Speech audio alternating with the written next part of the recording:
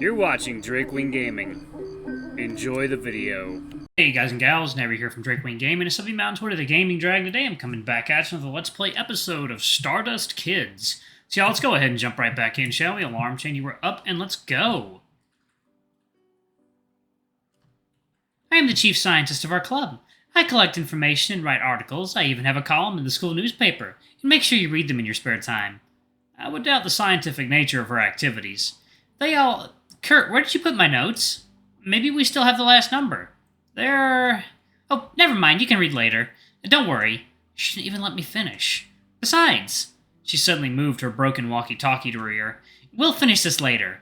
Clover stepped away, holding her walkie-talkie. The last guy that was sitting at the table shook David's hand. I'm Evan. Ugh, that's a good grip. Do you work out? David released his hand and dangled it a little, trying to ease the pain. Evan Mitchell, age 18, height 180 centimeters. God, he is tall.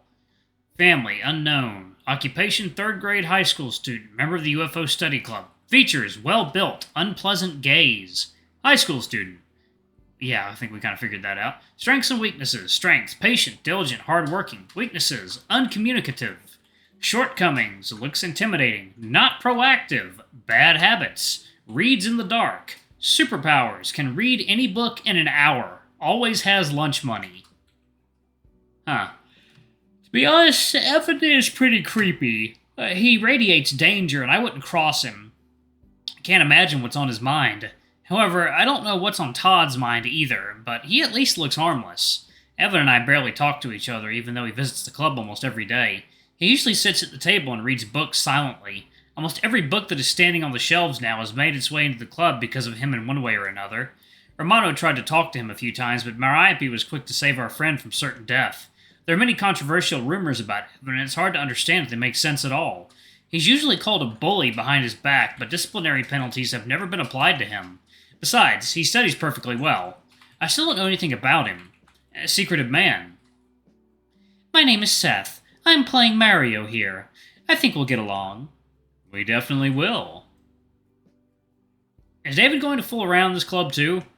I hope I'm wrong. I don't need another idler here. That will do nothing for the club. Everybody are fairly good at it, even without his help. Our girls, Clover rather helps than not. She's always there, writing some works, scientific, only because their author called them so. She's always glad to be active, and usually she brings us to different events. Thanks to Clover, not so long ago we visited a cave on the shore. It was interesting. Took me a while to get used to her quirks, but they bring our club some charm. Everybody would be too bored without Clover. Merope's not bad either, but she comes and goes whenever she wants. She kind of sits on the place, but as soon as she is called, she vanishes. She's usually pleasant to talk to, but there's a but. She doesn't listen to me. Maybe I'm not authoritative enough for her because I'm younger. But she doesn't obey Todd either, although he's the head of the club. Click it down.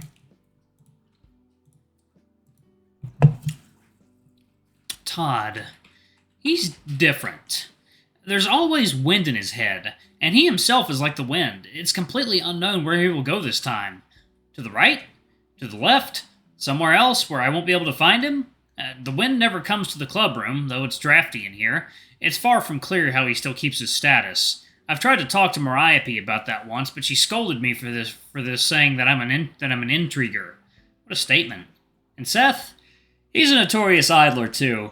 He plays console games all day long with his accomplice Romano, who always appears here God knows how. There's something good in Seth. It's cozy and comfortable with him. Even if everyone runs into the fog, he always stays till the end. And Evan is just Evan. It's a pity that you joined only now. You missed so many interesting things. The main occupation of our club is... sloppiness? Playing video games? Peeking through a telescope for girls changing clothes? Sculpting tinfoil hats and other entertainments from Clover? Is having discussions. Here you can talk freely about anything. Don't you look for aliens or something like that? No, don't you look for aliens or something like that? A reasonable question. Of course we do. In fact, no one but me wants to spend so much time on it. Once a week, usually on Friday, we have a mandatory meeting where we share our news for the last few days. Also, we attend exhibitions, go on journeys, watch movies, or analyze old newspaper clippings. On Tuesdays, I conduct astrology courses, tell about fates and of what stars promise us. And pretty often, girls come to us and ask to read their tarot cards and always stare at me. I hope they come not only for that. Besides, in school I gather information about meeting the aliens. Actually, many have seen aliens and UFOs. Maybe at this very second someone's little dog is abducted, but not for experiments. Just to be friends with it. Aliens are nice, I'm sure. I must document all this information. Wow, you have fun here. I like it. I need to dilute their words with something constructive. Aside from everything that has been said, we do research, keep a log on the movement of celestial bodies. Yes, recently we made a mock-up of the solar system. Just like astronomers. Cool. But Clover didn't stop. She created mock-ups of different galaxies, right? Yep. However, they turned out too big. I had to take them home. David, did you know that there are cheeseburger galaxies? The ones that look like cheeseburgers. How about hamburgers? Ask Clover. She discovered them. I haven't seen those yet. My #1 issue is to add cheeseburger galaxies to the official list. Usually they're difficult to see. Special conditions must appear to... Well, my constructive word kiss goodbye. What did I want? Making this club function normally is clearly not a task for 1 year of work.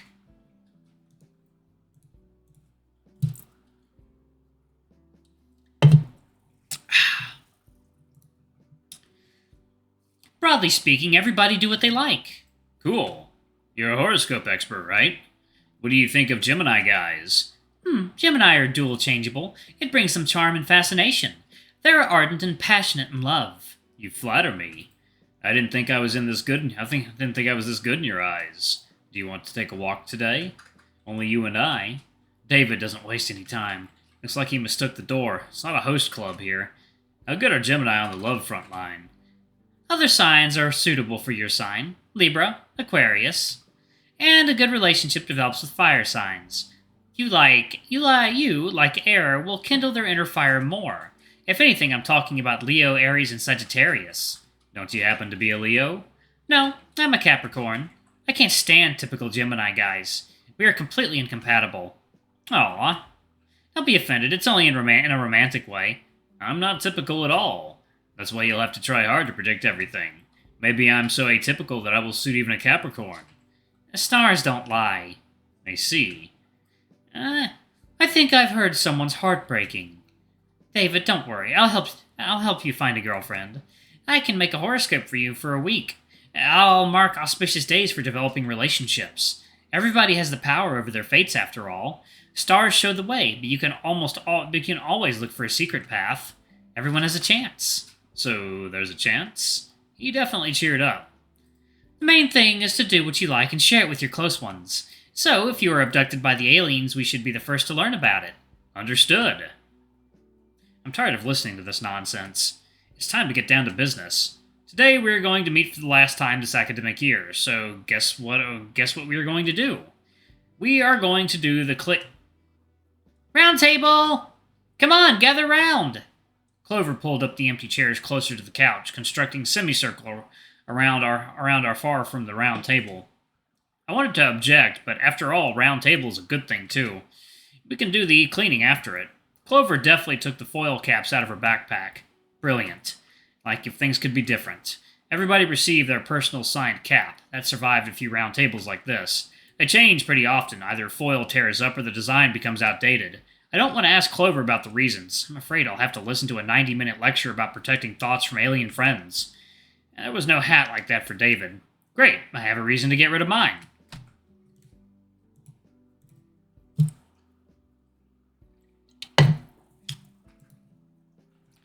Everyone took what was happening with enthusiastic pleasure. Well, except Evan. He just silently took his headgear and immediately tried it on. Anyway, why do we need these hats? Let's say Clover believes that they protect from alien rays, but doesn't she want to become close with them? Or not so radically? Why am I thinking about it at all? Why every time our meetings turn into a circus? Unfortunately, this question is rhetorical. Why is Todd indulging them? Why is Seth indulging them? And why the hell even you newcomer buy it? Stop the world, I want to get off. So, listen. The summer came, and that means only one thing. There will be no club meetings until the fall. That's very sad. You all just have to get pleasant impressions and get many great memories. If you see anything unusual, tell me. But only in person. Don't write messages or speak on the phone. It can be easily intercepted. And have fun for me. I'll have to watch my nephew all summer, although my mother will be at home too. She said that this is some kind of lesson for me. I don't like it. What children when there are so interesting things in the world? But I just can't refuse. Sometimes I really think that this baby isn't from this planet. He eats vegetables, can you imagine? And loves broccoli. But children don't eat that, right? I filmed that once and then couldn't find my phone for almost 4 days after that. It turned out that it was in a pile of clothes prepared for dry cleaning. It's all for a reason, you know? They want to get rid of the video. My hand treacherously reaches for my face. He and you will have an exciting summer. I wish so. I would like to go on an expedition to the fields, you know, to see these circles with alien messages. I've only seen them on TV so far. I want to see it with my own eyes so much. It is proved that those circles are the work of Earthlings. Well, someone contacted me on the walkie-talkie. Clover grabbed the walkie-talkie and put it to her ear. How cleverly she got away from an unpleasant conversation. What plans do you have? My family will go on a vacation to the Great Lakes at the end of the summer. Wow, Great Lakes? Will you bring a souvenir to me? All right, David. To me too, partner. How can I not pamper my dear bunny? Of course I will. I would like to go there too, especially after such a wonderful girl. I yawned. Discussion of summer plans went on as usual. Todd hesitated, not knowing what he would like to do in the summer. Seth chuckled vaguely. I kept silent as there were no plans for now. David started a story about his past adventures. And here I jumped over the fence. 2 cops were left behind. I had only a few seconds to get my bearings and get the hell out of there. While these 2 were trying to climb over it after me, I disappeared into the depths of the park. They're supposed to fight crime, but in reality they can hardly fight their own weight. I run and run and run and run. My knuckles were still sore from the blows. I showed those hooligans who was the coolest man in Los Angeles.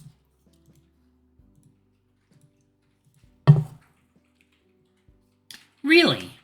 That's weird. Then why do you run out of steam so quickly during PE classes? I just do it on purpose so guys wouldn't feel themselves like weaklings. David can definitely compete with Romano in terms of how much words he can say in a minute. Did those cops catch you in the end? Well, actually, that's why I visit extra classes and won't go anywhere this summer. A winner in life. Your summer promises to be eventful. Soon, Jim and I will have a series of pleasant acquaintances. Oh, come on, seriously? Even I can compose tons of horoscopes. I think it has already begun. Right, he met us. Although it's enough for me to be more familiar with just one girl. You, Clover, have an important thing to do. I knew that. Maybe at least this summer I will film a UFO on camera. Most likely she means looking after your nephew to be that important thing. Don't ruin my dreams. She pouted, acted insulted, and held on for a few seconds, then smiling broadly again. Seth, you have to make a difficult choice. Think twice. A lot will depend on it. Again, absolute abstractions. Evan, you'll have to dare to do something really important. Maybe the past will affect your present. He nodded. Does he really believe in it? Doesn't the past always affect the present and the future? Todd, something that will change your life is about to happen. Most likely in a good way, but you have to make every effort for it to happen. Thanks, Merope. Kurt, you have to be more attentive. You risk missing something important. Alright, I'm actually going to pause it right there. Thank you all so much for watching. Don't forget to like, comment, subscribe, ring that notification bell. I love you all, and I'll see you all in the next video. Bye-bye!